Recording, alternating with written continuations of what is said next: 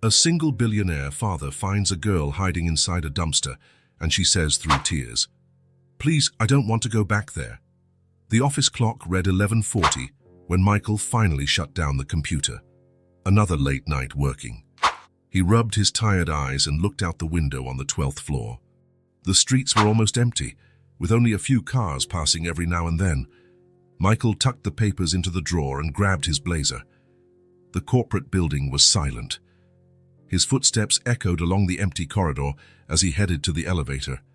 The company was doing well, but ever since Sarah died, work had become his sole distraction. Lily stayed with the babysitter until late tea, and he always arrived home after she was already asleep. The elevator descended slowly. Michael thought of his daughter. Tomorrow was Saturday. Perhaps they could make pancakes for breakfast, as Sarah used to do. Lily loved helping stir the batter. The doors opened on the ground floor. The night concierge, Jerry, waved from the security desk. "Good evening, Mr. Patterson." "Good evening, Jerry." Michael crossed the lobby and pushed open the glass door. The cold night air hit his face. It was October, and fall was settling in. He buttoned his blazer and walked toward the parking lot behind the building. His footsteps were the only sound in the still night. The parking lot was almost empty, just his car and two others. Michael rummaged in his pocket for his keys when he heard something strange, a low noise like a muffled moan. He stopped and listened. Wind rustling in the trees, cars in the distance on the avenue. Nothing else. He took a few more steps toward his car when he heard it again. Definitely a human sound. It was coming from the dumpster area on the far side of the lot. Michael hesitated. It could be a homeless person, or someone hurt, or something worse. But he couldn't just walk away. He walked slowly in the direction of the sound. The dumpsters were in a covered area, somewhat hidden behind a low wall. The lighting there was dim. "Is anyone there?" he called softly. Silence. Michael got closer. 3 large metal dumpsters were lined up against the wall. The smell was strong but not unbearable. Mostly commercial waste, mostly paper. Then he heard it again, a faint sound, like someone trying not to cry. It was coming from the middle dumpster. Michael felt his heart race. Someone was inside that dumpster. He walked over and tapped lightly on its side. "Hey, is someone in there?" The sound stopped immediately. Michael lifted the heavy metal lid. The weak lamppost light didn't reach far inside, but he could make out a small shape curled up at the bottom. It was a child, a little girl. "Oh my God," he whispered. The girl was curled up like a frightened animal. She looked about 5 or 6 years old. She was crying, covered in grime, her hair plastered to her face, her clothes torn. She shivered from the cold. "Hey there, sweetie," Michael said as gently as he could. "Are you okay?" The girl lifted her face, big dark eyes full of fear. She didn't answer. She just stared at him. Michael looked around. No one was nearby. How had a child ended up here? Where were her parents? "Are you hurt?" he asked. She shook her head slowly. "What's your name?" Silence. Michael didn't know what to do. He couldn't leave her there, but he also couldn't just take a stranger's child. "Listen, you can't stay in there. It's too cold. Do you want to come out?" The girl studied him for a long moment. Then, very slowly, she stretched out her little arms. Michael lifted her out carefully. She felt so light. He could feel her bones through the thin clothing. She smelled terrible, but he didn't mind. "There you go, you're safe now." He set her on the ground. The girl clung to his leg as if afraid he might walk away. "Where are your parents?" She didn't answer. "Do you live nearby?" Nothing. Michael knelt down in front of her, level with her eyes. "Sweetie, I need to know what happened. How did you end up in that dumpster?" The girl looked at her feet. Michael saw she was barefoot. Her little feet were dirty and cold. "Did you run away from home?" She looked up at him quickly, her face filled with panic. "Please," she whispered, barely audible, "I don't want to go back there." Her words hit Michael like a punch. There was so much fear in that small voice, so much desperation. "You don't want to go back there," she repeated, tears welling up in her eyes. Michael felt something break inside his chest. He'd been through something similar before. The pain of a child was something he recognized. Lily had spent months having nightmares after Sarah died. "It's okay," he said softly. "You're not going anywhere you don't want to go, I promise." The girl stared at him as if deciding whether she could trust him. "But I can't leave you out here on the street. It's too cold and it's dangerous." Michael thought quickly. He should call the police. It was protocol. But something about this situation felt off. The way she reacted when he asked about going home, the fear in her eyes. What if her parents were the problem? "Listen," he said finally. "How about you come with me? Just for tonight. Tomorrow we can talk more. You must be hungry, right?" The girl nodded slightly. "And cold." Another nod. "Then let's go. My car is right over there." Michael stood and held out his hand. The girl hesitated, then took his hand with her small, cold fingers. They walked in silence to the car. Michael opened the back door and helped her climb in. He grabbed his blazer and draped it over her. "Better." She pulled the blazer up to her chin and nodded. Michael started the car and turned up the heat. He glanced in the rearview mirror. The girl was curled in her seat, looking out the window. During the ride home, he thought about what he was doing. Technically, he might be breaking the law, but he couldn't shake the way she had said, "I don't want to go back there." Some things were more important than protocol. They arrived at the house in 20 minutes, a large home in a quiet neighborhood. Michael parked in the garage and turned off the engine. "We're here," he said. The girl looked out at the lit-up house. "Where are we?" "At my home." "You'll stay here tonight." "Where are the other people?" "It's just me and my daughter. She's 5 cows, but she's already asleep." Michael got out and opened the door for her. The girl hesitated, still wrapped in his blazer. They entered through the door that connected the garage to the kitchen. The babysitter was watching TV in the living room. "You're home early today, Mrs. Henderson said when she saw them. Then she noticed the girl and frowned. "Who's this?" "It's a long story," Michael replied. "She's staying with us tonight. You can head home now, Mrs. Henderson. Thanks for taking care of Lily." The babysitter looked curiously at the girl but didn't ask questions. She grabbed her purse and said goodbye. Michael was alone with the girl in the kitchen. She stood in the middle of the room, her eyes wide as she looked around. "You must be hungry," he said. "Do you want something?" She nodded. Michael opened the fridge. Milk, eggs, leftover dinner from Lily. A sandwich would be easier. "How about a ham and cheese sandwich?" "Okay." It was the first normal thing she had said. Her voice was low but clear. Michael made the sandwich and poured a glass of milk. He set both on the kitchen table. "You can sit." The girl climbed onto a chair with difficulty. Her little legs dangled in the air. She took the sandwich with both hands and took a small bite. Then another. She ate slowly but eagerly.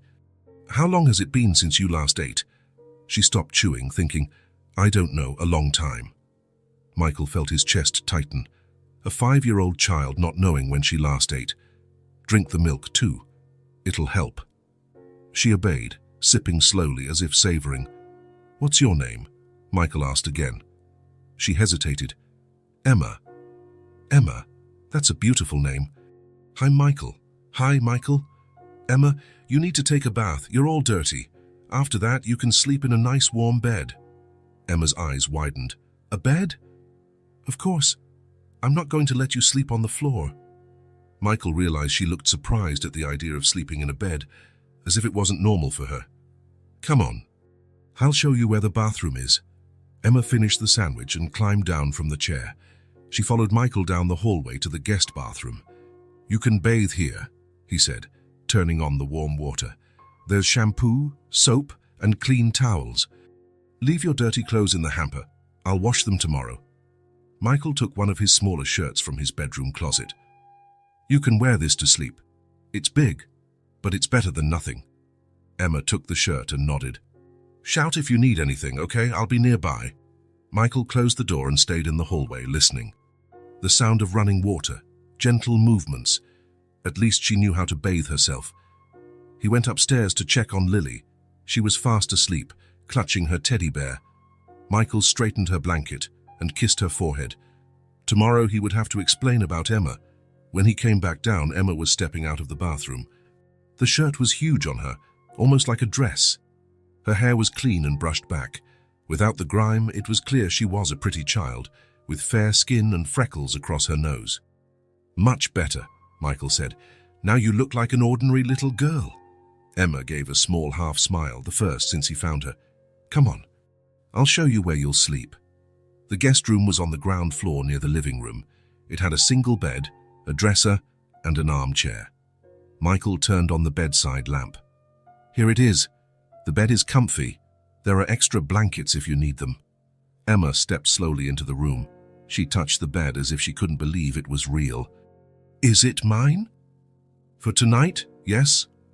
She climbed onto the bed and wrapped herself in the blankets. Michael brought an extra pillow and placed it beside her. "Emma," he said, sitting on the edge of the bed, "tomorrow we need to talk about what happened, where you lived before. Is that okay?" Her face closed off immediately. "I don't want to talk about there." "I know, but I need to understand so I can help you. You're not going to send me back?" The question came filled with fear. "I won't do anything you don't want me to do," Michael promised, "but there are rules. People who help lost children may want to speak with you." Emma clutched the pillow. "Will they take me away?" "I don't know, sweetie, but not today. Today you are safe here." Emma pulled the pillow close to her chest and hugged it like a teddy bear. She stayed like that, quiet, staring at Michael with a mixture of gratitude and mistrust in her eyes. "Good night, Emma." "Good night," she whispered, still clutching the pillow. Michael turned off the light and left, but he left the door ajar. He paused in the hallway for a moment, listening. Emma shifted in the bed, adjusting the blankets, but she made no sound. In the living room, Michael turned on his laptop and searched for missing children in the city. Nothing turned up about a 5-year-old named Emma, at least not in the last few days. Tomorrow he would call his attorney. He needed to know his legal obligations and how to protect Emma from whatever she was running from. He went to the kitchen for a glass of water and passed by the guest room door again. He peeked in. Emma lay on her side, arms wrapped tightly around the pillow as if holding onto it. Her eyes were closed, but her body looked tense, alert. Even while sleeping, she couldn't fully relax, as if part of her was ready to run at any moment. Michael went up to his own bedroom but couldn't fall asleep. He kept thinking about the girl down below, how she had ended up in that dumpster. Who could have hurt a 5-year-old so badly that she preferred to hide in the trash? And how he would explain all this to Lily the next morning. Downstairs, Emma stayed awake, hugging the pillow with her eyes shut, but listening to every sound in the house. She couldn't believe she was in a real bed in a warm, safe place. But she also couldn't fully let go. It was too good to be true. And things that are too good never last long. Michael was in a deep sleep when the scream cut through the night like a blade. It was a terrible sound. Loud, desperate. The kind of scream that makes your blood run cold. He shot out of bed before he was fully awake, his heart pounding in his chest. "Emma." He raced down the hallway, almost tripping over himself in his rush. He ran down the stairs 2 at a time, grabbing the banister to steady himself. The guest room door was ajar just as he had left it, but from inside came heartbreaking sounds. Michael pushed the door open and flipped on the bedside lamp. Emma sat on the bed, shaking violently. Her hair was plastered to her sweaty face, her eyes wide with pure terror. She cried in a way he had never seen a child cry, as if her entire world was collapsing. "Emma!" Michael ran to her bed. "What is it? What happened?" She didn't look at him. She just kept crying, her small hands covering her ears tightly. "No, no," she muttered, rocking back and forth. "Stop. Stop it. Stop screaming." Michael sat on the edge of the bed carefully. He didn't want to frighten her further. She seemed to be somewhere else. "Emma," he said in the softest voice he could muster. "Look at me. You're here with me. You're safe. It was just a nightmare." But she shook her head violently, denying it. "It wasn't a nightmare," she sobbed, her voice breaking. "He was screaming. I heard him again. He was screaming at her again." Her words came tangled in sobs. Michael tried to understand, but Emma was completely panicked. "Who was screaming, sweetie? Who was screaming?" Emma finally looked at him. Her eyes were red and puffy, filled with tears that wouldn't stop. "Rick," she whispered. "He always yelled at my mum. Always." And she cried, and I'd stay in my room covering my ears with the pillow, but I heard it anyway, always. Michael felt a pang in his chest. The situation was becoming clearer, and it wasn't good. "Emma," he said, keeping his voice calm. "You're here with me now. No one is screaming. The house is quiet. Do you want to listen?"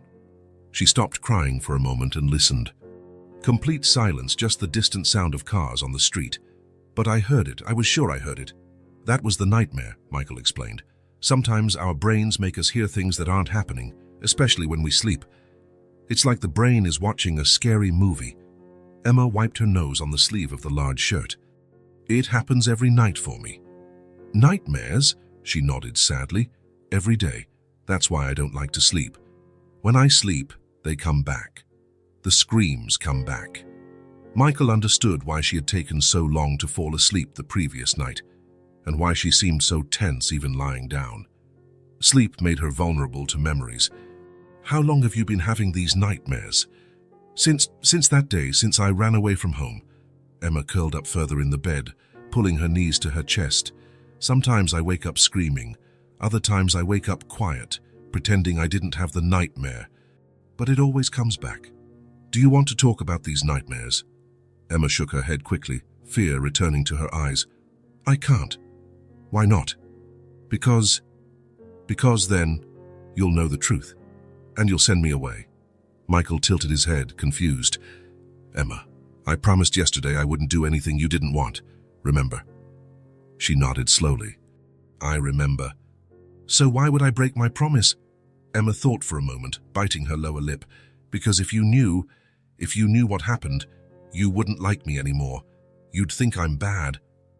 Her words were so heavy with guilt and shame that Michael felt like crying.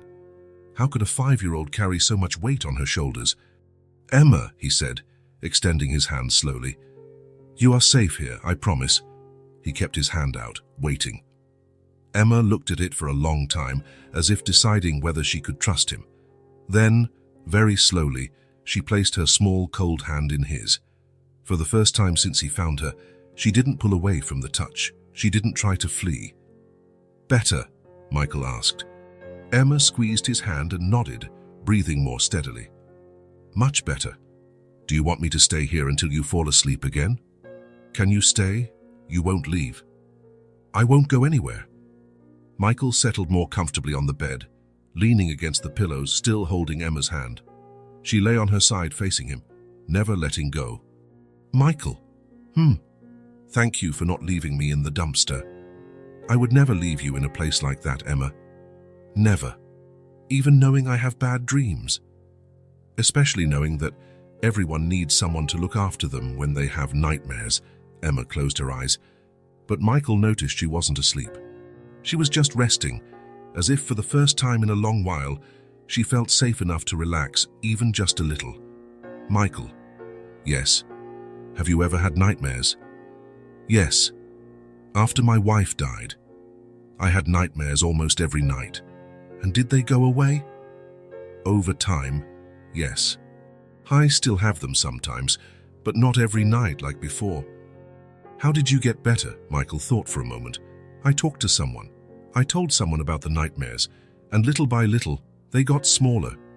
Emma opened her eyes and looked at him. "Talking really helps." "It does. It doesn't fix it instantly, but it helps. It's like taking a heavy weight off your shoulders. When you share the weight with someone, it becomes lighter." Emma was silent for a moment, processing this. Maybe tomorrow I can talk a little. Only if you want. No rush. Do you promise you won't send me away?" "I promise." Emma finally relaxed for real. Michael stayed there, holding her small hand until he was sure she had fallen asleep, this time without nightmares. When he finally left the room, it was past 3 in the morning. Michael went up to his bedroom but couldn't sleep. He kept thinking about Emma's words. "He always yelled at my mom. Rick, a violent stepfather." The situation was becoming clearer, and each puzzle piece made him more worried. At 6 in the morning, he gave up trying to sleep. He headed downstairs to make coffee and prepare for what was likely to be a difficult day. Lily came downstairs at 7:30, still in pajamas, clutching her teddy bear. "Daddy," she said, rubbing her sleepy eyes. "I heard a strange noise last night, like a scream." Michael crouched down to her level.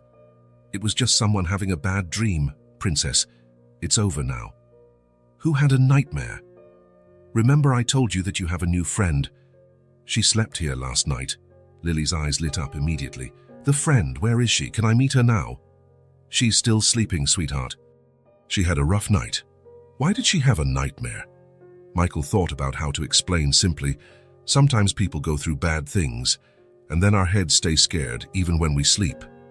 Lily nodded seriously, as if she fully understood. "Like I get when there's a really loud thunder. Something like that, but a bit worse.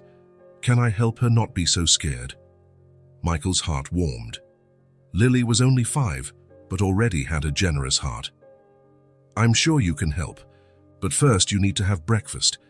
And when she wakes up, be very gentle, okay? She's still a bit frightened."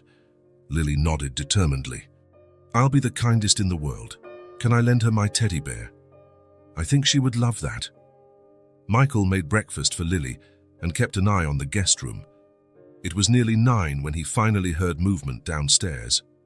Emma emerged into the kitchen doorway, still wearing the big shirt as a makeshift nightgown.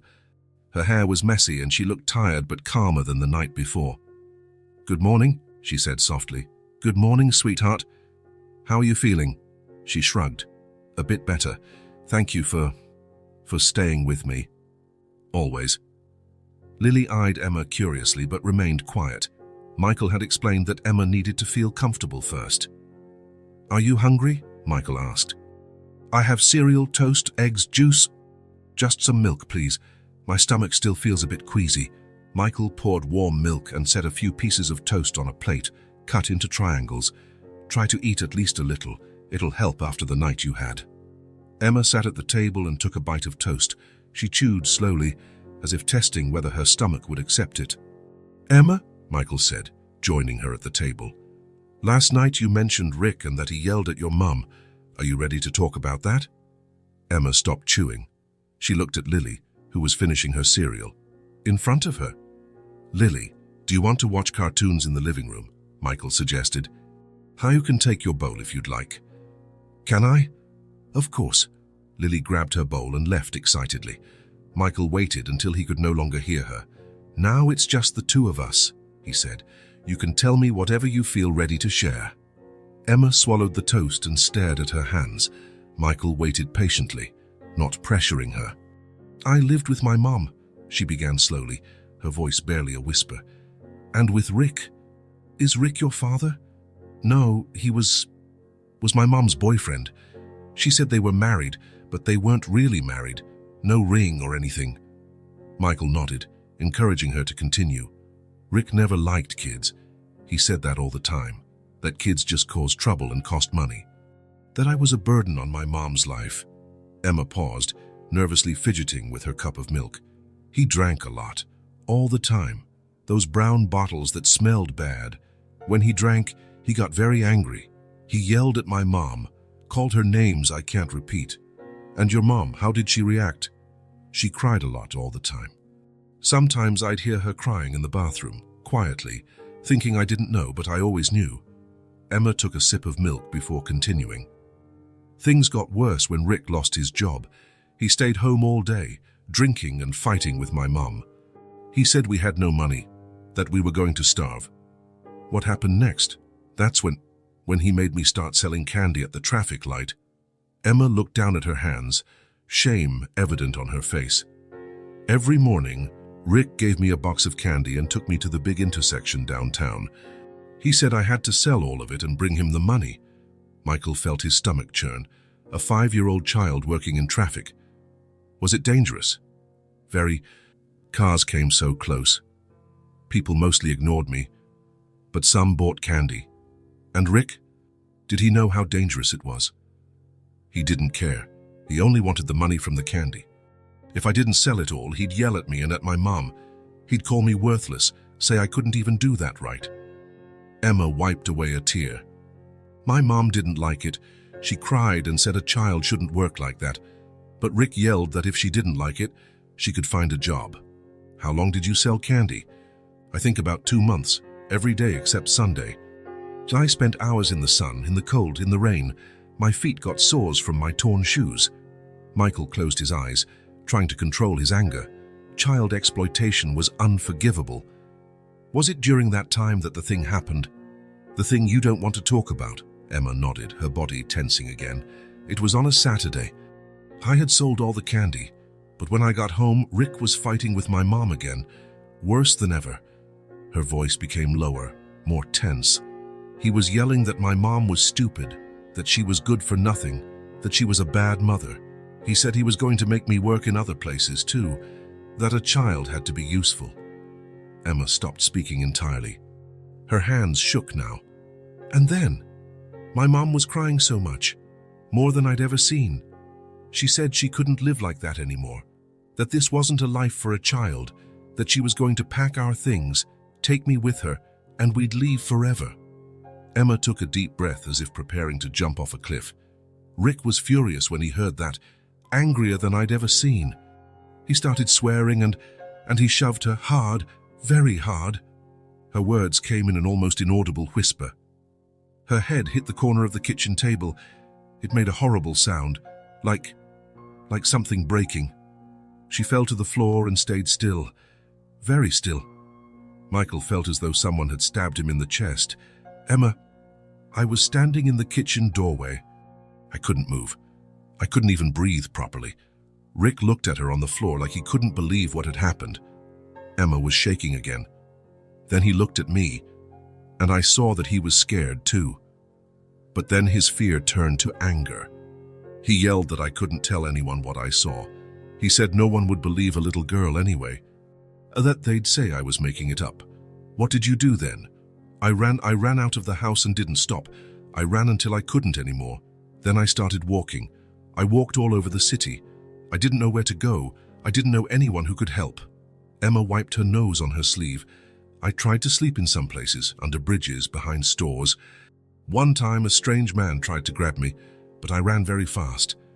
Another time some older boys wanted to take my candy box, so I threw it away to make them leave me alone. How long were you living like that? I don't know exactly. Maybe a week or more. I hardly ate. Only when I found something in the trash that wasn't too spoiled, or when someone left leftover food on the street. Michael closed his eyes for a moment, trying to hold back emotion. The image of Emma, a 5-year-old girl living on the streets, scavenging for food. That's when I found the building where you work. There were those big, clean dumpsters. I thought if I stayed very still inside, no one would find me, and at least I'd be protected from wind and rain. Emma, Michael said, his voice trembling, you did the right thing. Running away was absolutely the right thing to do. Was it? Yes, you protected yourself, you survived, and now you're safe. But what if Rick finds me here? He's not going to... I won't let that happen. Emma looked at him with those big, scared eyes. Do you believe me about what I said about my mom and about having to sell candy? I believe every word. You wouldn't make up a story like that. Even knowing I couldn't help her. Emma, listen carefully to what I'm about to say. Michael leaned closer. You were just a child forced to work. You're still just a child. It wasn't your responsibility to protect your mother from adults. It was the adults' responsibility to protect you. Emma thought about that, tears returning to her eyes. But I sold candy. That's wrong, isn't it? Kids can't work. It is wrong. But it was not your fault. Rick was wrong.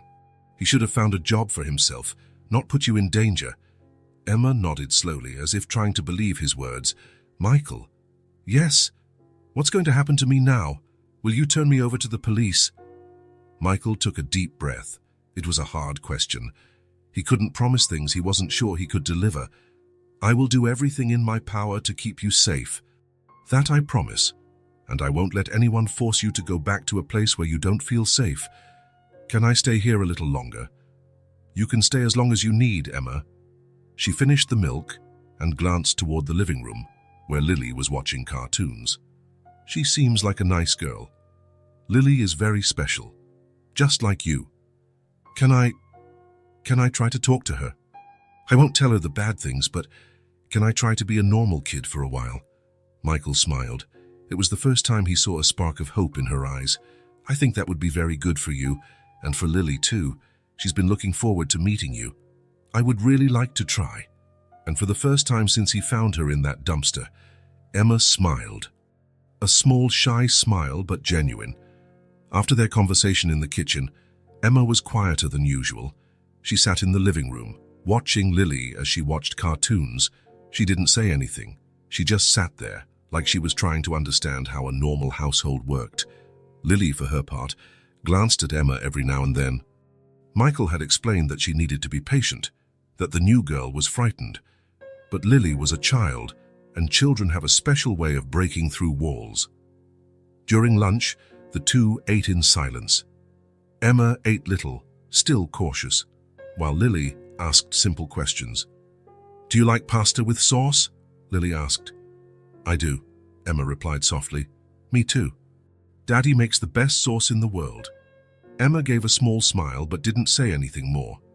After lunch, Michael was washing dishes when he heard Lily approach Emma on the sofa. "Do you want to play with me?" she asked in that simple way only children have. Emma looked at her, surprised. "Play? Yes. I have a bunch of toys in my room. Dolls, building blocks, costumes, you can pick whatever you want." Emma hesitated. She looked to Michael, as if asking permission. "You can go," he said, smiling. "Lily loves showing her toys. Come on." Lily took Emma's hand and gently led her. "You'll love my room." Michael watched them climb the stairs, Lily chatting excitedly and Emma listening quietly. It was a start. In Lily's room, Emma stopped at the doorway, impressed. The room was as big as the living room of the house she used to share with her mother. It had a large pink canopy bed, shelves full of books and toys, a small art desk, and a toy chest that seemed endless. "Wow," Emma whispered.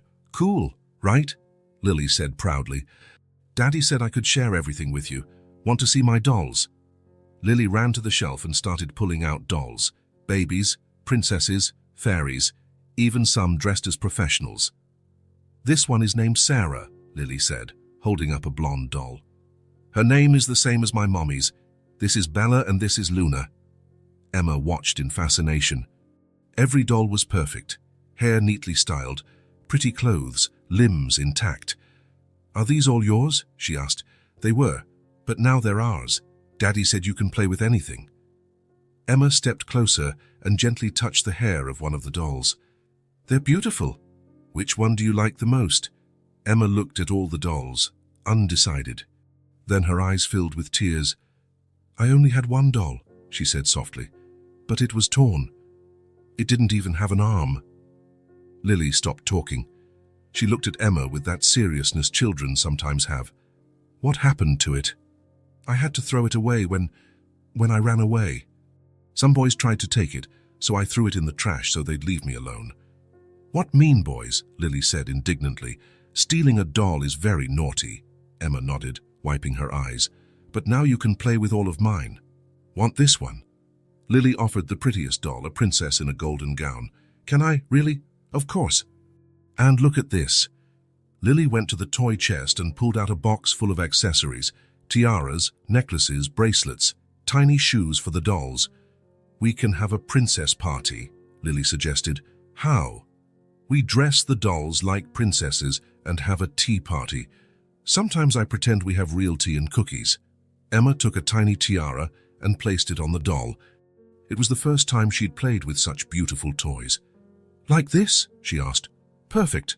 Now I'll get tiaras for us." Lily ran to the closet and came back with 2 tiaras for them. One was silver with sparkly gems, the other was gold with little flowers. "Which one do you want?" Emma looked at the 2 tiaras as if they were treasures. I've never worn a tiara." "Never?" Lily looked shocked. "Everyone has to wear a tiara at least once in their life. Here, this gold one will look beautiful on you."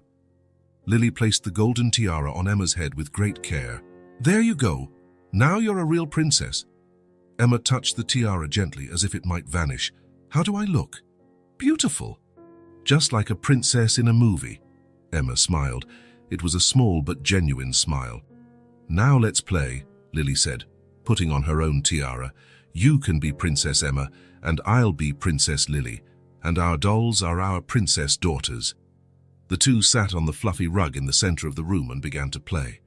At first, Emma was shy, just watching Lily give different voices to the dolls, but slowly she loosened up. Princess Sarah wants to go to the ball, Lily said, moving her doll. And Princess Bella too, Emma responded timidly, making her doll dance. Then we'll all go to the ball together. They created an imaginary ball in the room, making the dolls dance. Emma began to laugh when Lily made one doll trip on purpose. Oops, Princess Luna doesn't know how to dance, Lily said, laughing. She needs lessons, Emma suggested, and the two laughed together. Their laughter drew Michael's attention, who was downstairs organizing papers. It was the first time he heard Emma laugh truly, a sweet, childlike sound that had been absent from the house for days. Upstairs, the girls kept playing. Lily showed Emma how to change the dolls' clothes, how to brush their hair, how to create different hairstyles. My mom taught me how to braid, Lily said, demonstrating on a doll. Want me to do it in your hair? Emma hesitated. Will it hurt? No, I promise, I'll be very gentle.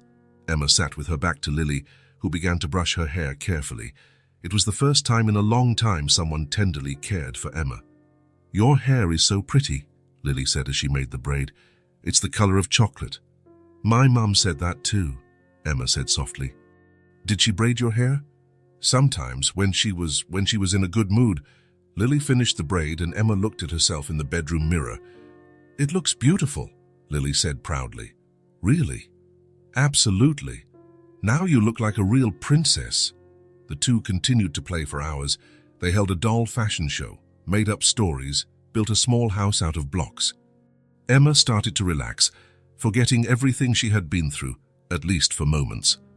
When Michael went upstairs to check on them, he found both lying on the rug, surrounded by toys, laughing at some game they had invented. How are the princesses? He asked from the doorway. Daddy, look how beautiful Emma looks, Lily said proudly. Michael looked at Emma with her golden tiara and braided hair.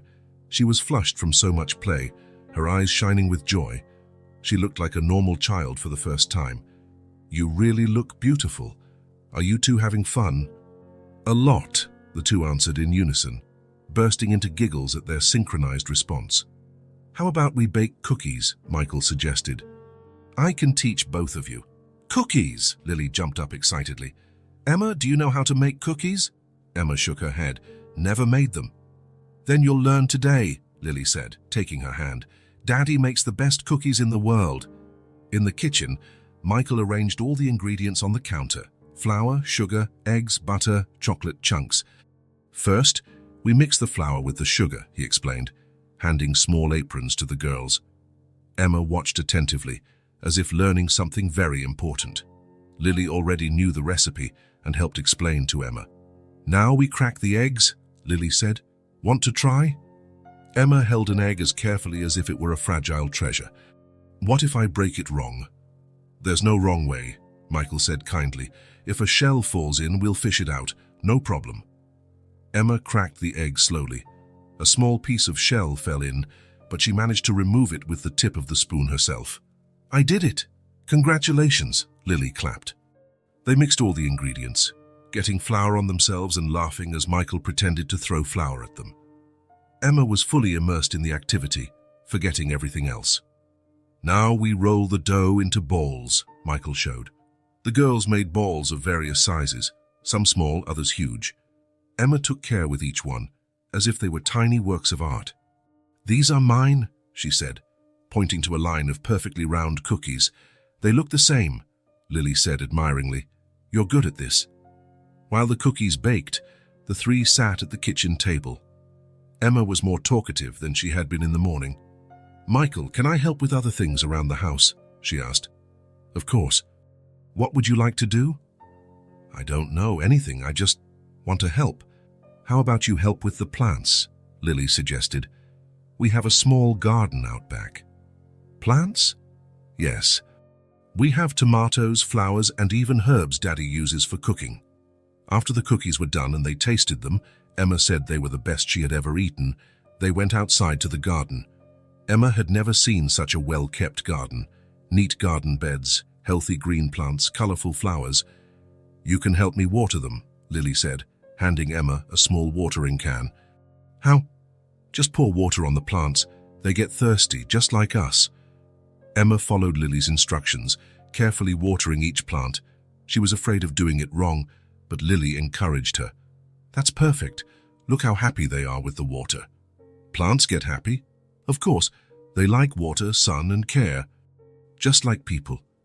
Emma thought about this as she watered the tomato plants. Can I water every day? You can. We can take care of the garden together. After they finished in the garden, Michael suggested they draw for a while. He placed paper and colored pencils on the living room table. You can draw anything you want. Lily immediately began drawing a house with a family standing in front. Emma stared at the blank paper, hesitant. I don't know what to draw. Draw what you like, Lily suggested. Emma thought for a moment, then started drawing slowly. First a flower, then another. Soon she was drawing an entire garden filled with colorful blossoms. So beautiful, Lily said, admiring the drawing. You draw very well. Really? Very well. Look at those pretty flowers. Emma smiled and continued coloring. She added butterflies, a yellow sun, and white clouds. It was a cheerful, vibrant drawing. Michael watched from the armchair, pretending to read a magazine. He saw Emma smiling, talking to Lily, participating in activities. It was incredible to see the change in just one day. For the first time since Sarah died, the house was filled with happy children's voices. Lily was always joyful, but now there was something more.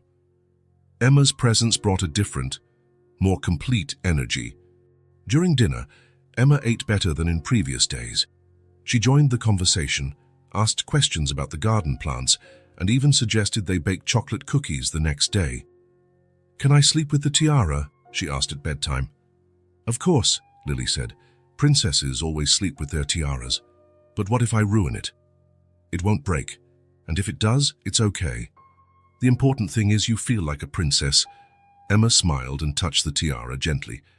At bedtime, Michael went to say goodnight to both girls. Lily was in her room but asked to say goodnight to Emma as well. Good night, Emma. Thank you for playing with me today. Thank you for letting me play with your toys. Now they're our toys, Lily corrected. Friends share everything. In the guest room, Emma lay down still wearing the tiara. Michael noticed she seemed more relaxed. How was your day? It was the best day of my life, she said sincerely. I've never played so much. And tomorrow you can play again. Really? Of course. This is your home now. Emma smiled and nestled into the pillow. Michael? Yes? Thank you for letting me stay here. And thank you for having such a nice daughter. Thank you for bringing joy into our home, Emma. When Michael went downstairs, he sat in the living room and took a deep breath. For the first time in years, the house truly felt alive. It wasn't just him and Lily trying to fill the void Sarah left. It was a family forming naturally. Emma was still quiet, still carrying scars, but she was integrating. She was learning to be a child again, and Lily was learning to share, to care for someone, to be an older sister. The sound of laughter that had echoed through the house all day still seemed to linger. It was the sound Michael hadn't realized he missed so much. It was the sound of a house filled with life and warmth. It was Saturday morning when Michael suggested they go out for a bit. How about we go out for a bit? He said during breakfast. We can go to that diner Lily likes, the one with the colorful milkshakes. Lily jumped in her seat, excited. Burger Palace, Emma, you're going to love it. They make a special kid-size burger and have a play area inside. Emma looked at Michael, still cautious about leaving home. Is it far? Not too far. It's in a small mall, about 15 minutes away. Will there be a lot of people? Michael noticed worry in her voice. It's a family place, pretty calm. And if you feel uncomfortable at any point, we can go back home. Deal? Emma nodded slowly. Deal. An hour later, they were in the car heading to the mall. Lily chatted excitedly about all the possible milkshake flavors, while Emma watched the city pass by through the window. "That building is where Daddy works," Lily said, pointing as they passed through downtown. Emma looked at the tall building and remembered the night in the dumpster. It felt like ages ago. "Is that where you found me?" she asked Michael. "It is, in the back parking lot." Emma was silent for a moment. "Thank goodness you work late," she said. Michael smiled in the rearview mirror. "Thank goodness indeed." The mall was small and cozy. Burger Palace was on the second floor, with large windows overlooking the food court. The atmosphere was cheerful, with a retro decor and upbeat music. "Table for 3?" the hostess asked. "Yes, please. Somewhere a bit out of the way?" The waitress led them to a corner booth near the indoor play area. It was perfect, close enough for the girls to see the play area but a bit separated from the main foot traffic. "What would you like to order?" Michael asked, handing menus around. Lily already knew by heart. Kids' burger with fries and a strawberry milkshake. Emma studied the menu carefully, as if it was the most important decision of her life. "Is there really a kid-size burger?" "Yes," the waitress said with a smile. "The perfect size for princesses like you." Emma smiled shyly at the comment. "Then I'll have the same as Lily, but can I pick a different milkshake flavor?" "Of course. We have chocolate, vanilla, strawberry, banana." "Chocolate, please." Michael placed his own order and watched the girls. Emma was more relaxed than he had expected. She looked around curiously, paying attention to the other customers, families with children. "Can I go play at the play area?" Lily asked. "You both can. But don't leave this area, okay?" The girls ran toward the play area. It was small but well equipped. There was a slide, a ball pit, and some climbing toys. Michael watched them from the table. Emma was still more cautious than Lily, but she was participating. She climbed the slide a few times, always checking to see if Michael was still there. When the food arrived, the two ran back. "The slide is so fun," Emma said, more animated than Michael had seen her yet. "And the ball pit too," Lily added. "We'll go back there later." They devoured their burgers with appetite. Emma ate almost everything, which pleased Michael. She was gaining weight slowly, but was still too thin for a 5-year-old. "This milkshake is delicious," Emma said, taking a big sip. "I knew you'd like it," Lily replied proudly. Michael leaned back in his chair, watching the two converse. Emma laughed at Lily's jokes, joined the conversation, acting like a normal child on a normal family outing. "Can I have a milkshake every time we come here?" Emma asked. "Absolutely. We can make this our tradition." "What's a tradition?" "It's something a family does regularly, like coming to the diner on Saturdays or making pancakes on Sundays." Emma smiled. "I like traditions." After they ate, the girls returned to the play area. This time, Emma was more at ease. She played in the ball pit, slid down the slide laughing, and even started a game of tag with Lily. The sound of Emma's laughter echoed through the diner. Other parents smiled as they watched two children having fun.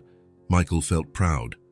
In 1 week, Emma had changed completely, from a traumatized child hiding in a dumpster to a girl who laughed and played. Maybe it was possible. Maybe she really could start over as a normal child. They stayed at the diner for almost 2 hours. The girls exhausted every option in the play area, had dessert, ice cream for Emma, pie for Lily, and still played a bit more. "Can we come back next week?" Emma asked as Michael paid the bill. "Absolutely. How about we make that our Saturday tradition?" "I'd love that." They were leaving the diner when it happened. Michael was helping the girls off the escalator when he heard someone shouting behind them. "Emma! Emma!" The cry was loud and furious. Other shoppers in the mall turned to look. Michael turned and saw a man running toward them. He was tall, thin, wearing dirty clothes and looking menacing. The smell of alcohol reached Michael's nose even from several feet away. Emma froze. The chocolate milkshake she still held slipped from her hand and splattered on the floor. Her face turned pale. "Emma, come here now," the man shouted, getting closer. "It's him," Emma whispered, clutching Michael's shirt. "It's him. I don't want to go back to him." The words came in a desperate scream. Emma was in total panic, shaking violently. Michael immediately put himself between her and the man, shielding her with his body. "Lily, stand behind me," he said quietly. The man reached them, breathing heavily. Up close, Michael could see he was clearly drunk. His eyes were red, his clothes wrinkled, and he swayed slightly. "You're Rick," Michael said. It wasn't a question. "Who are you?" Rick yelled. "And why are you with my stepdaughter?" "I'm Michael Patterson, and Emma is under my protection." "Protection?" Rick sneered unpleasantly. "She's my responsibility." "Come here, Emma, now." Emma hid even more behind Michael, crying, "No, I don't want to. Please don't take me." "Emma is fine right where she is," Michael said firmly, "and she's not going anywhere. She's a minor. I'm her legal guardian. You can't keep her from me." "Where were you last week?" Michael asked. "When she was sleeping in a dumpster." Rick was momentarily speechless. Other shoppers gathered, watching the commotion. That's none of your business," Rick stammered. "She ran away. Kids do that. Kids don't run away without a reason." "You know nothing," Rick shouted. "Get away from me." Michael did not back down. "I know a 5-year-old child was so desperate she chose to sleep in the garbage rather than be with you. That tells me everything I need to know." "She's my responsibility," Rick repeated, raising his voice. "Not anymore," Michael said firmly. "Emma is not going back to you ever." Rick looked around and realized many people were watching. Some were recording with their phones. A mall security guard approached. "This isn't over," Rick muttered. "She's my responsibility, and I will get her back." "If you come near her again, I will call the police," Michael replied. "Oh, really?" Rick sneered menacingly. "And what will you tell them? That you kidnapped a child?" Michael felt a pang in his chest. Technically, Rick was right. Legally, Michael had no right to Emma. "I'll tell them I protected a child from a man who forced her to sell candy in traffic," he said. Rick's expression changed. For a moment, fear flickered in his eyes. She shouldn't have said that. Emma told me a lot of things. Things the police will be very interested in hearing." Rick looked at Emma, who was hiding behind Michael, still crying quietly. "1 week," he said finally. "In 1 week, I'll be back. And she's coming with me." "She's not going back," Michael said. "Because by then I will have legal custody of her." Rick laughed, but it was a nervous laugh. "Good luck with that. No judge will give a child to a stranger." He turned and walked away quickly, muttering curses. The security guard reached them. "Is everything okay here?" "It is now," Michael replied. "Thank you." Michael knelt down to Emma's level, who was still shaking violently. "It's over. He's gone." "He'll come back," Emma sobbed. "He said he'll come back." "He won't get her," Michael said. "I promise." "How do you know?" Michael looked into her frightened eyes. "Because I won't let it happen. Ever." Lily, who had been silent during the confrontation, came over and took Emma's hand. "Daddy doesn't let anyone hurt us," she said. "He's very strong." Michael scooped Emma into his arms. She was shaking so much she could barely stand. "Let's go home," he murmured. In the car, Emma remained silent, staring out the window as if expecting Rick to appear at any moment. Lily tried to comfort her, but Emma seemed in another world. When they got home, Michael took Emma straight to the living room and sat with her on the couch. "Emma, look at me." She lifted her tear-filled eyes. "He's going to take me away, isn't he?" "No," Michael said firmly. "You will never go back there. I will take care of you, legally." "What does legally mean?" "It means I will go to court and ask a judge to make me your guardian, your legal father."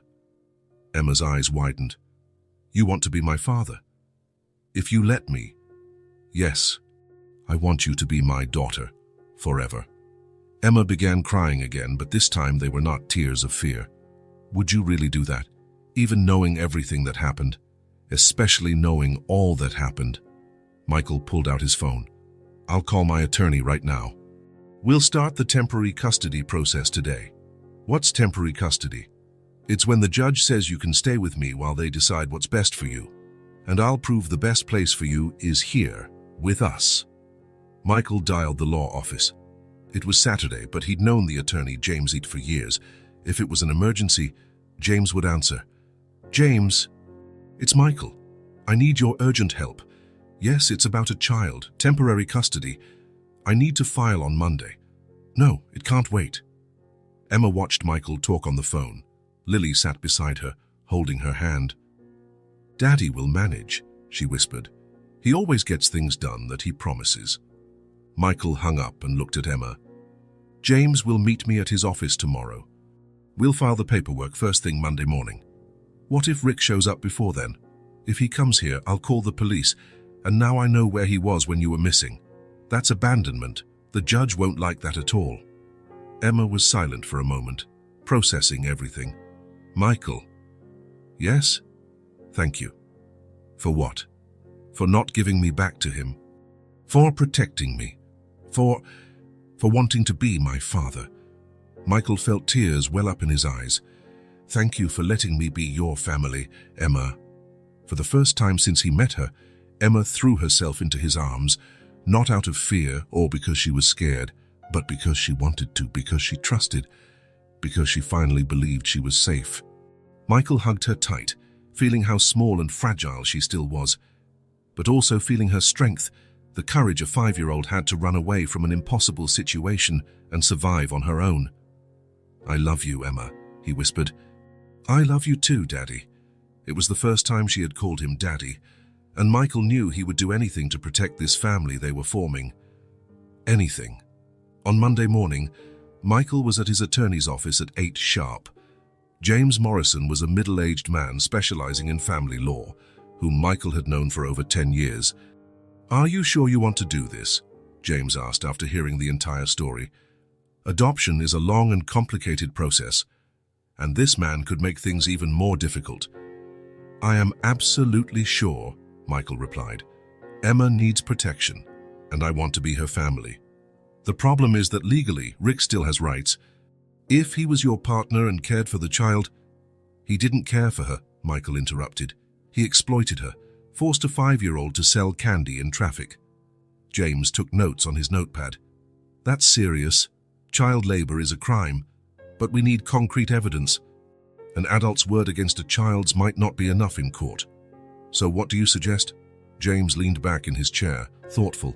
"We need to dig into who Rick Dawson really is, his background, his record. If we can prove he's unfit to care for a child, we'll have a solid case. How do we do that? I know a private investigator, very good at what he does, discreet and efficient. If there's anything in this man's past that can help us, he will find it." Michael didn't hesitate.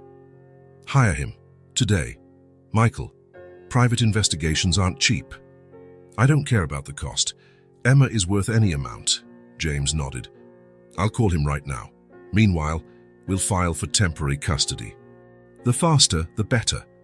2 hours later, Michael was meeting the investigator at James's office. David Chen was an Asian man in his 40s, lean and unassuming, exactly the kind of person who would go unnoticed. "Mr. Patterson," David said, shaking Michael's hand. "James briefed me on the basics. I need some additional details." The three sat in the conference room. David took out a small recorder and a notepad. "Full name of the individual?" "Rick Dawson. I don't know his middle name." "Approximate age?" Michael thought of Rick's appearance at the diner, between 35 and 40. "Address?" Michael realized he didn't know where Rick lived. "Emma never told me the exact address. Just that it was a small house in a more remote neighborhood." "No problem. With the name and age, I can find him." "Occupation?" "He was unemployed. Emma mentioned he'd recently lost his job." David wrote everything down. "What exactly do you want me to look for?" James leaned forward. "Anything that proves he's unfit to care for a child. Criminal history, alcohol issues, job instability, anything." "How quickly do you need this?" "As soon as possible," Michael said. "He threatened to come after Emma.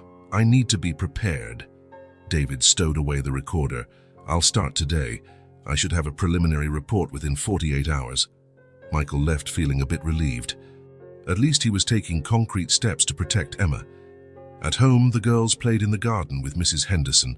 Michael had told the babysitter about the situation, and she offered to stay extra hours during the week. "How was the attorney?" Emma asked when she saw him arrive. "Very good. We've already begun the process. And I hired someone to dig up more information about Rick." "What kind of things?" Michael knelt beside her. "Things that can prove to the judge that you're safer here with us." Emma nodded seriously. "Rick always caused trouble wherever he went." My mom said he couldn't keep a job for long. Why? I don't know. She just said he always fought with everyone. Michael made a mental note to pass that on to David. On Wednesday, David called, "Mr. Patterson, I have information. Can we meet?" "Sure. When and where?" "How about at the same office, in an hour?" Michael arrived at James's office to find David already there, with a thick folder on the table.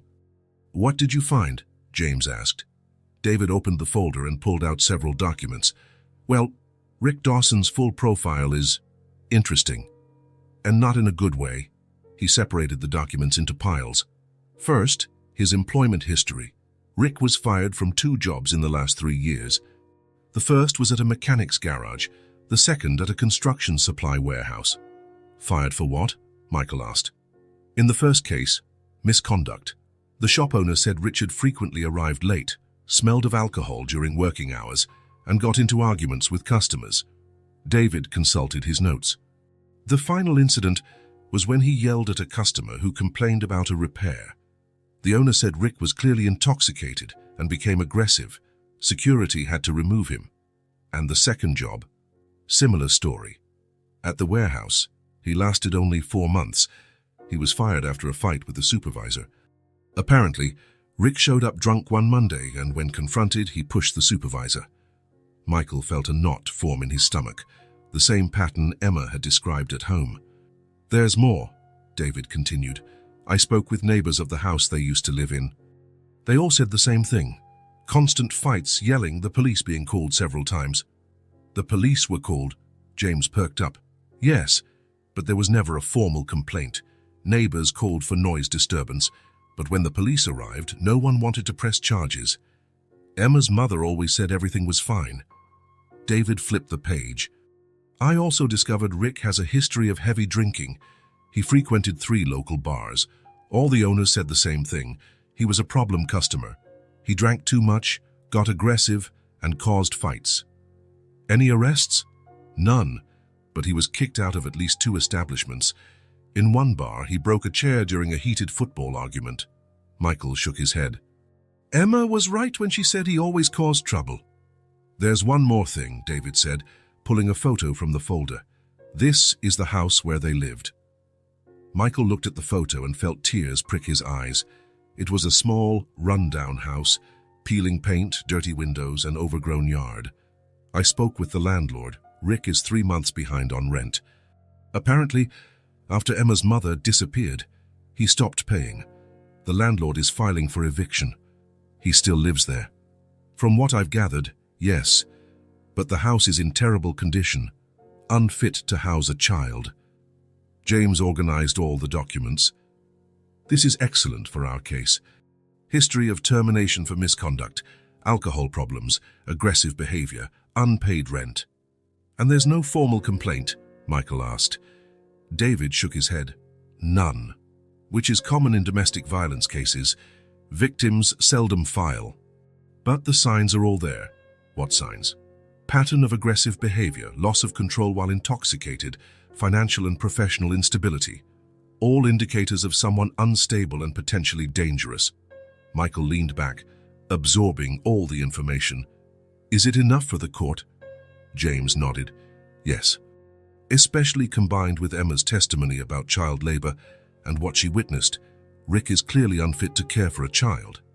David placed the documents back in the folder. "There's one more detail. Rick owes money to some people, not officially documented, but from what I learned talking to patrons of those bars. He would borrow money and not pay it back." "What kind of people?" "The kind that doesn't like to be stiffed."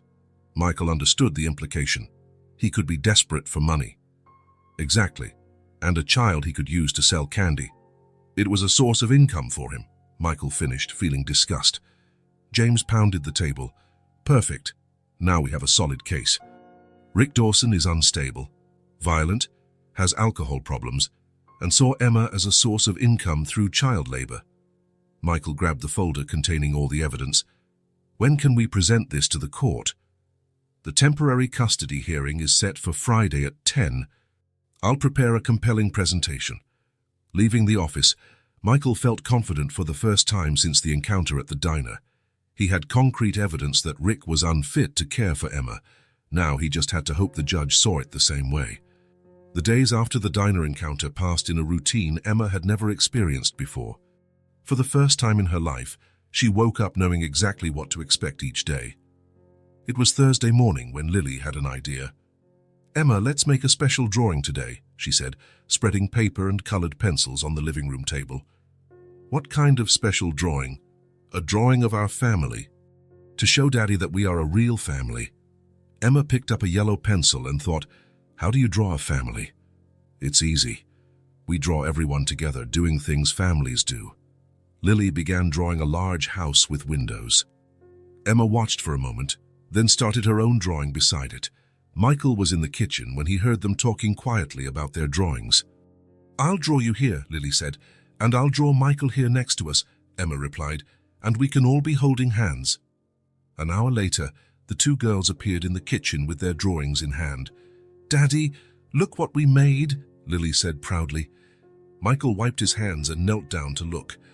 Lily's drawing showed a house with 3 figures standing in front, one tall, him, and 2 small ones, the girls, all smiling, holding hands. Below, in colorful letters, "Our family." Emma's drawing depicted the backyard garden with the 3 figures watering plants together. The sun shone. Colorful flowers dotted the ground, and beneath it read, "My home." "They are the most beautiful drawings I've ever seen," Michael said, genuinely moved. "Can I stick them on the fridge?" Emma asked timidly. "Of course, let's put both up." While Michael taped the drawings to the refrigerator, Emma and Lily exchanged smiles. They shared a silent understanding, as if they'd been sisters for years. "How about we bake cookies again?" Michael suggested. "This time we can try a new recipe." "Cookies of what?" Lily asked excitedly. "How about oatmeal chocolate chip cookies?" Emma had never had oatmeal cookies, but the idea sounded delicious. "Can I help mix?" "Absolutely. You two are my official kitchen assistants." In the kitchen, Michael showed them a recipe he had learned from Sarah. Emma paid close attention to every detail. "First, we mix the flour with the oats," he explained. "Why do we add oats?" Emma asked. "They make the cookie tastier and healthier." Emma measured each ingredient carefully. Michael noticed how organized she was for a 5-year-old. "Now we add the chocolate," he said, dumping chocolate chips into the bowl. "Can I taste one?" Emma asked. "You can. Just one, so there's enough for the cookies." Emma popped a chip into her mouth and closed her eyes, savoring it. "It's sweeter than the chocolate in the candy I used to sell." It was the first time she casually mentioned her candy-selling days without sadness or fear. While the cookies baked, the 3 sat at the table to chat. "Lily, can you teach me that game you made yesterday?" Emma asked. "Which game?" "The one with the secret code." "Oh, the code game," Lily exclaimed. "It's easy. We make up words that only we understand." Lily lowered her voice as if sharing a big secret. "For example, when I say purple banana, it means I want ice cream," Emma laughed. "And if I want a cookie, then you say blue butterfly. And if we want to go play in the garden, then it's green bird," Lily decided. Michael watched their conversation, amused. The two were building their own little world full of shared codes and secrets. "And if we want Daddy to read a story?" Emma asked. "Then it's yellow star," Lily answered immediately. "Can I join the code club?" Michael asked. The girls looked at each other, pretending to weigh a very serious decision. "You can," Lily said finally, "but you have to learn all the codes." "What's the code for I love both of you?" The girls thought. "Golden rainbow," they said together, giggling at the coincidence. The timer on the oven buzzed. "The cookies are ready," Michael announced. They looked perfect, golden brown, with the aroma of oats and chocolate filling the kitchen. Emma tasted one while it was still warm and sighed in delight. "These are even better than the last ones." "That's because you helped make them," Lily said. "When you make something with love, it tastes better." In the afternoon, the two went to play in the garden while Michael worked on his laptop. Every now and then, he glanced out the window and saw them talking softly.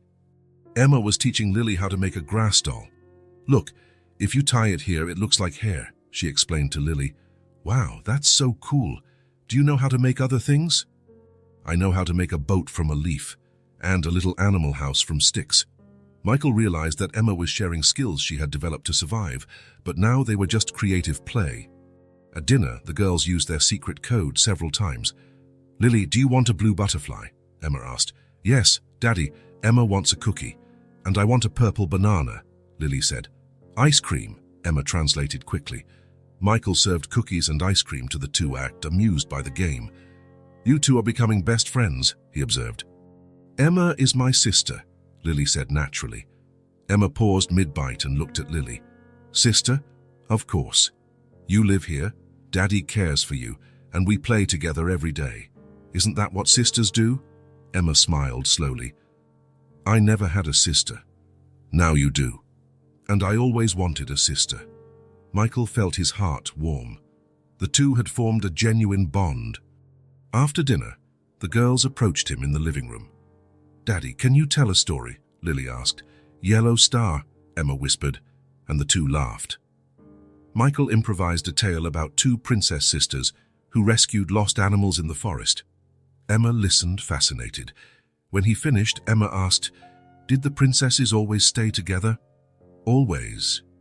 Because they were a family, and families stick together, even when there are problems.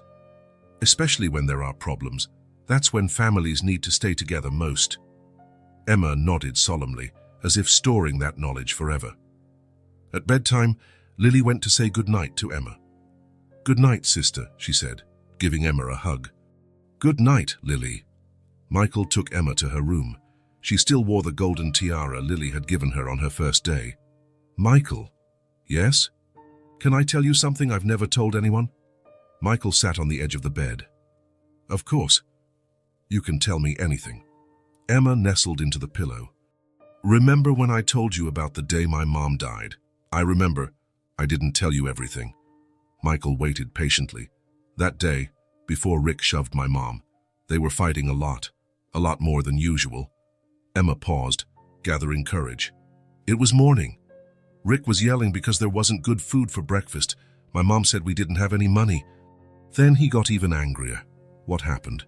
He started shouting that it was all her fault, that she was stupid and couldn't do anything right. My mom began crying so much." Emma pulled the blanket up to her chin. "I was so scared. They had never fought like that before. Rick looked more furious than I had ever seen. He seemed dangerous. And then I ran out of the house. I ran without saying a word. I just ran. I went to the park far away and hid behind the slide." Michael felt his stomach tighten. Emma had fled the violence instinctively. "How long were you out?" "A long time, until it got a little dark. I was hungry and cold, so I decided to go back." Emma turned to face Michael. "When I got back home, the house was very quiet. Too quiet. I called for my mom, but no one answered. And Rick? He was sitting at the kitchen table, drinking. When he saw me, he said my mom had left town, that she had packed our things and left without me." "Did you believe him?" Emma shook her head. "No, my mom would never leave me. Never. Even when she was sad, she always hugged me and told me she loved me." Tears began streaming down Emma's face. "And something was wrong. My mom's clothes were still there, and her toothbrush, and the photo she had of us together.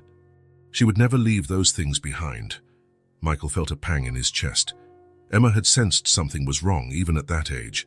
"What else did you notice?" "The kitchen table was a bit crooked, and there was a stain on the floor Rick had tried to clean, Mouse, but you could still see a little bit." "Did you tell Rick you thought it was strange?" "No, I was too scared. He looked at me as if I knew something I wasn't supposed to know." Emma wiped her eyes. "In the days that followed, Rick acted weird around me. He didn't yell like before, but he kept watching me, and he'd ask if I remembered my mom correctly, if I wasn't mixing things up." "What do you mean?" "He said kids sometimes make things up. That I might be confusing what happened with a bad dream." Michael understood.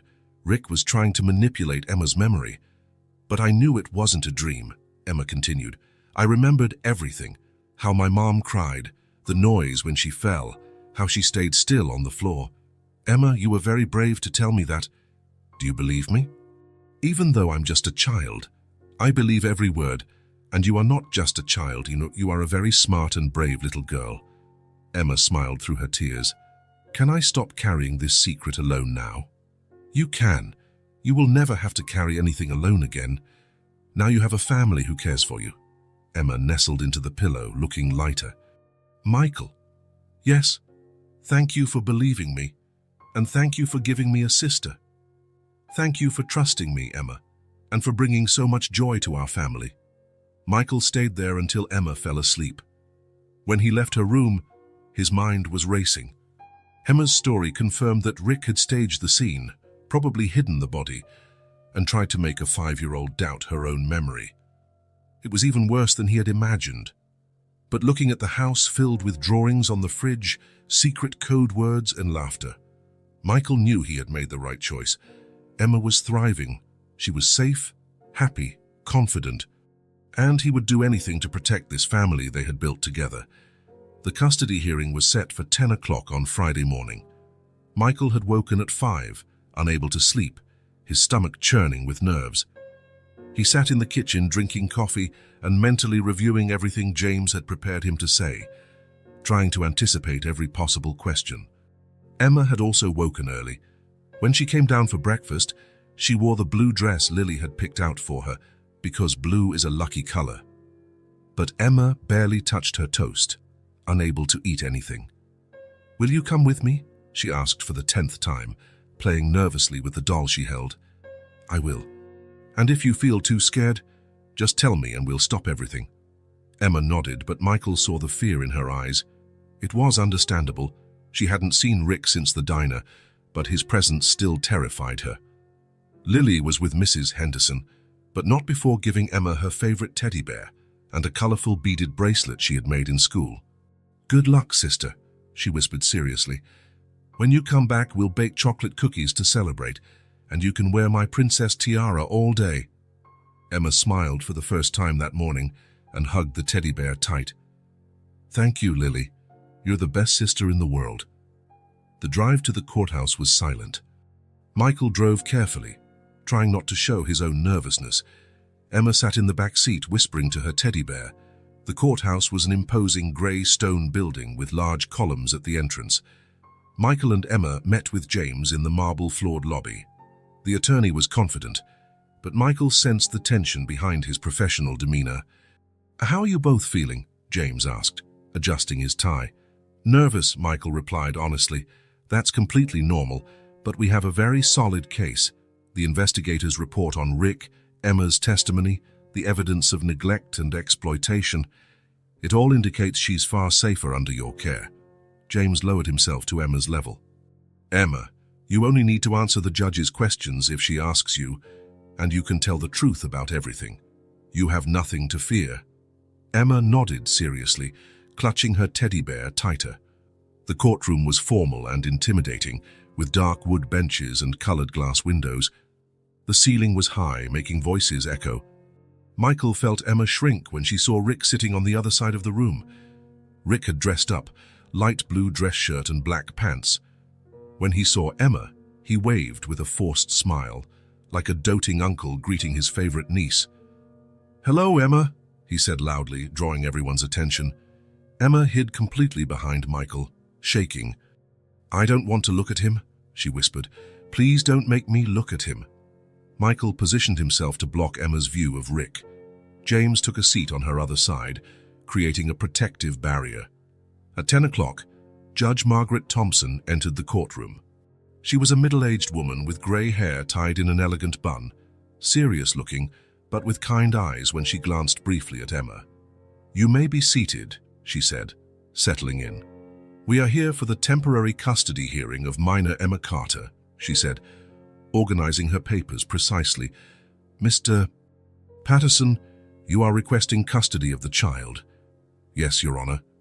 "And Mr. Dawson, you oppose this request." Rick's attorney stood, consulting his notes. "Yes, Your Honor. My client is the legal guardian of the minor since the mother's death. Mr. Patterson has no legal rights and technically committed kidnapping by removing her from his legal custody." The word kidnapping made Emma shrink even further. Michael felt her small hand clutch his shirt.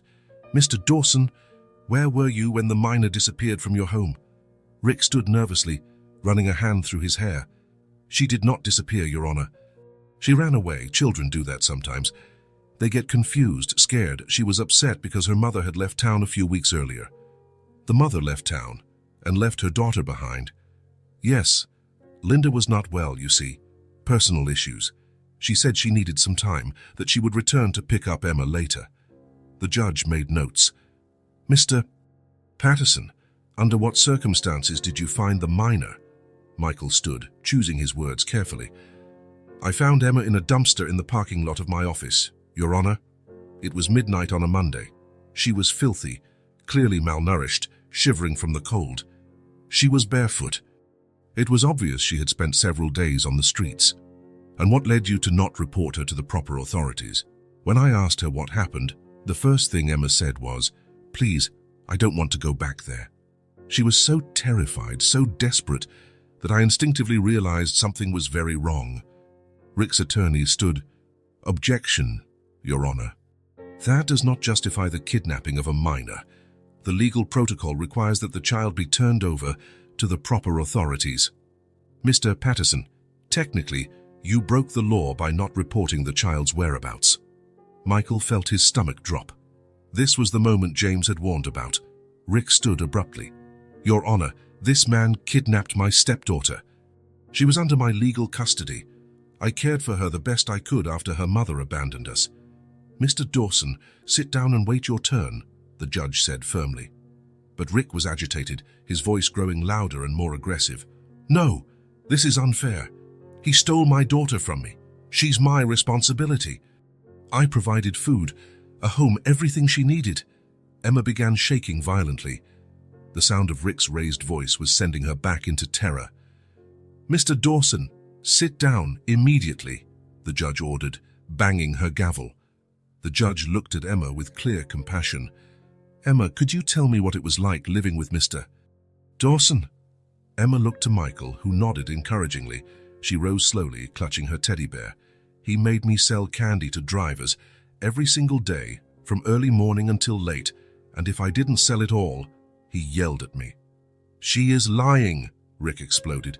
Children make up stories. She's just a child. She's making it all up. Mr. Dawson, another interruption, and you will be removed from this courtroom, the judge warned sternly. Emma continued, trembling. And he yelled at my mom every day, and he drank from those bottles that smelled bad, and then he got even angrier. And on the last day, he shoved my mom very hard, and she hit her head on the kitchen table and stayed still and... Enough, Rick stood up, out of control. She doesn't know what she's talking about. She's just a child. She's inventing all of this. At that exact moment, the double doors banged open with a crash. 2 uniformed police officers entered quickly, followed by a man in plain clothes. Everyone in the courtroom turned to look. The judge frowned, clearly irritated. What is the meaning of this? She asked. The plainclothes officer approached, flashing an ID badge. Your Honor, I apologize for this urgent interruption, but I have critical information related to this case. I am Detective Carlos Santos from the Homicide Division. A deafening silence fell over the room. Michael felt Emma cling to his arm tightly. Homicide? The judge asked, visibly alarmed. What type of information? We would like to speak immediately with Mr. Rick Dawson regarding the disappearance of Linda Carter. Rick turned as pale as a sheet. His attorney whispered urgently in his ear. This morning at 6 o'clock, Your Honor, a construction crew found human remains in a vacant lot in the west side of the city. The body was preliminarily identified as Linda Carter, the mother of the minor present in this courtroom. Emma let out a muffled scream and buried her face into Michael's arms. He held her tight, feeling her trembling. Emma's mother's body, the judge asked, visibly shocked. Yes, Your Honor. The victim had multiple bruises consistent with domestic violence and a fatal injury to the temporal region caused by blunt force trauma. The judge looked at Rick, who was in total panic. Mr. Dawson, you stated that Linda Carter had left town voluntarily. However, it appears she had been deceased for several weeks. I didn't... That's not... Rick stammered, his hands shaking. Based on the preliminary investigation and the condition of the body, We believe Linda Carter was murdered approximately at the same time the minor disappeared from the residence. The detective stared directly at Rick. Mr. Dawson, where exactly had Linda Carter gone when she left town? Rick looked around like a cornered animal. His attorney whispered for him not to speak, but Rick was in full panic. His eyes landed on Emma, who was huddled in Michael's arms. "It was an accident," he said finally, his voice breaking completely. "I swear it was an accident. I never meant for her to die." The silence was deafening. "She was going to leave me," Rick continued, words spilling out desperately. "She was going to take Emma and leave me alone. I was drinking, she was yelling at me, calling me a failure." Emma was crying in Michael's arms, but these were not tears of fear. They were tears of relief mixed with sadness. "I just pushed her to stop her from yelling," Rick said. "I didn't mean for her to hit her head. I didn't mean for her to die. I regretted it right away, but she wasn't breathing anymore." "Mr. Rick Dawson," the detective said, stepping forward with handcuffs, "you are under arrest for the murder of Linda Carter. You have the right to remain silent." "I tried to take care of Emma afterward," Rick cried as he was handcuffed. "I tried to be a father to her, but she ran away. I didn't know what to do." The officers escorted him out. He seemed to have completely given up. "I'm sorry," he kept repeating. "I tried to take care of her, but she ran away." The courtroom was silent after Rick was removed. The judge removed her glasses and cleaned them, clearly processing everything she had witnessed. "Well," she said at last, "this certainly changes this hearing completely." She looked at Michael and Emma with a softer expression. "Mr. Patterson, considering the extraordinary circumstances of this case and the clear fact that the minor is safe, well cared for, and clearly loved under your care, I grant you immediate temporary custody of Emma Carter." Michael felt his legs go weak with relief. "Thank you, Your Honor. Thank you so much. We will have a final custody hearing in 6 months, but frankly, after what I witnessed today, I foresee no issues at all."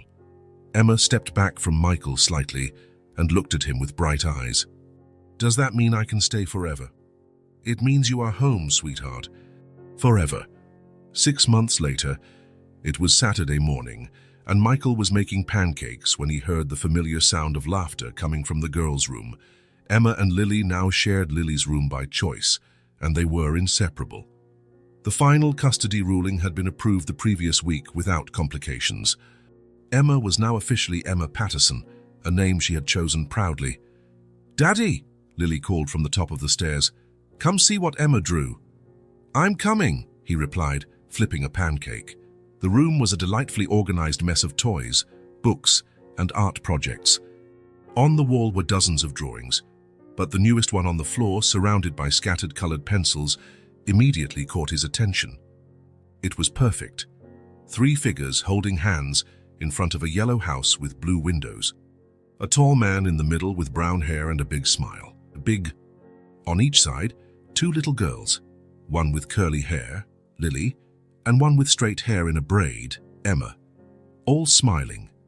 A yellow sun shone in the sky, and colorful flowers dotted the ground. Below the drawing, in careful colored letters, was written, "My new family, Daddy, Lily, and me." Michael felt tears well up in his eyes. "Is it beautiful?" Emma asked uncertainly, biting her lip. "Emma," Michael said, lowering himself to her level, "it's the most beautiful and perfect drawing I've ever seen in my life." "Really? It's not crooked?" "It's absolutely perfect. Every line, every color. Can I tape it to the wall? It deserves a very special place." Michael went downstairs with the girls and placed the drawing front and center on the refrigerator where everyone would see it immediately. "Perfect," the two said together, laughing. As the girls ate their pancakes, Michael looked at the drawing on the fridge. Surrounding it were other drawings, family photos, reminders for doctor's appointments, invitations to parties, the ordinary, messy life of a happy family. None of it had been planned. 6 months ago, he was just a single father struggling to balance work and raising Lily, still mourning Sarah. He never imagined he would find a child in a dumpster and that it would change his life completely. But looking at Emma, now laughing freely, telling bad jokes, arguing with Lily over something silly like which show to watch, having opinions on everything. Michael knew that this was, without a doubt, the best part of his life. His family had grown in an unexpected way, but he couldn't imagine life without Emma. She had brought new energy, a different perspective, and a contagious joy. "Daddy," Emma said, interrupting his thoughts, "can I make pancakes next week?" "Of course, our new Saturday tradition." "And can I help too?" Lily asked. "You two are my official kitchen assistants forever." The girls laughed and resumed chatting about their plans for the day. Michael glanced once more at the drawing on the fridge and smiled. None of this had been planned, but it was absolutely perfect, just the same. If this story touched your heart, subscribe to the channel and turn on notifications so you don't miss the next ones. Leave a like because it helps this story get recommended to more people. See you in the next story.